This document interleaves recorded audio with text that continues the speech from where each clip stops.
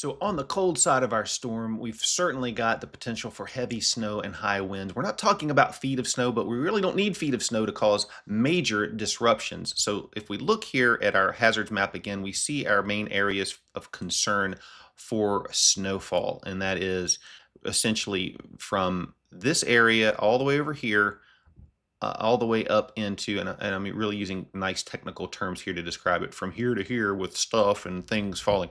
Let's do that again, except do it in a more proper way. So from western Nebraska into Kansas over to Missouri, the northern corner of Missouri, northwest corner of Missouri, much of Iowa, into Wisconsin, into the UP of Michigan, back through southern Minneapolis or Minneapolis, Minnesota, down through South Dakota.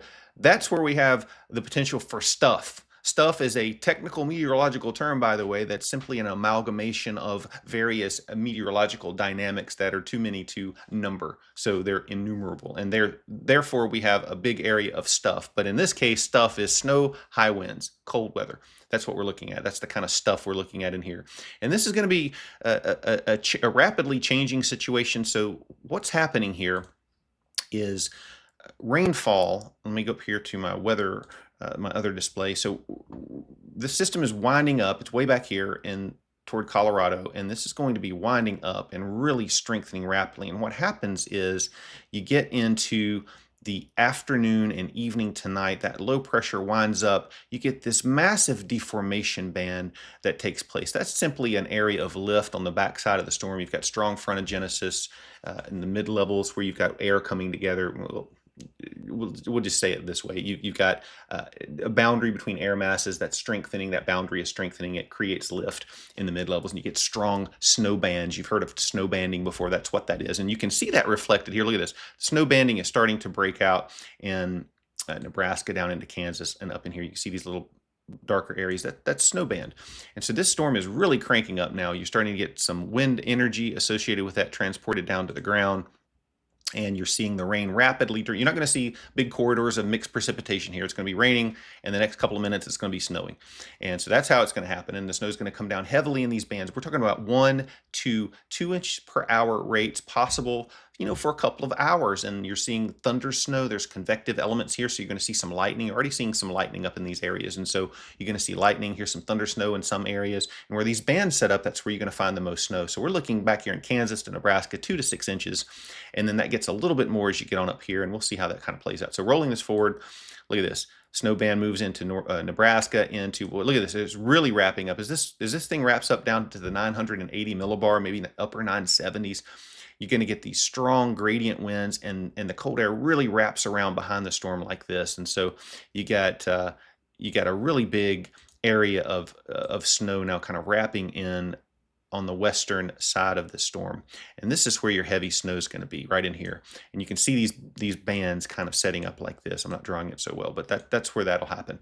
And so this band of snow will move on to the north and to the northeast as the system itself moves to the north and northeast, and it strengthens. And these isobars here, tightly packed like this, show you how strong the winds are going to be. We're talking about gusts from 30 to 40 miles per hour, all the way up to 60 to maybe even 70 back in this area. When you start to get up in here, you're going to see sustained winds 20 to 30 and gusts up into the 50s routinely, with some gusts making it into the 60s all across this entire area. So even where it's raining, it's still going to be gusty. So watch out for that. High wind warnings are in effect. Winter storm warnings are in effect. Blizzard warnings are in effect. And so you can see those snow bands just sort of pivot around this system as we move it on forward. And that moves up to Wisconsin, the UP of Michigan, where they're going to get the lion's share, I think, at the end of the day of the snowfall totals. But anywhere back in those areas, you're going to see blizzard conditions, blowing snow, even 4 inches of snow with blowing around. You're going to reduce visibilities. Do not drive if you can help it through this. This is going to be an intense system. It's going to be quick hitting, but it'll be intense, and you don't want to get stranded out there on the roadways. The winds, as I said earlier, are going to pick up in earnest as we get on in through the day. So around this afternoon, 4 o'clock, you're starting to see those winds really kind of come up here. Look at this, gusts into the 50s back in Kansas and Nebraska. And that just strengthens as that low-level jet strengthens.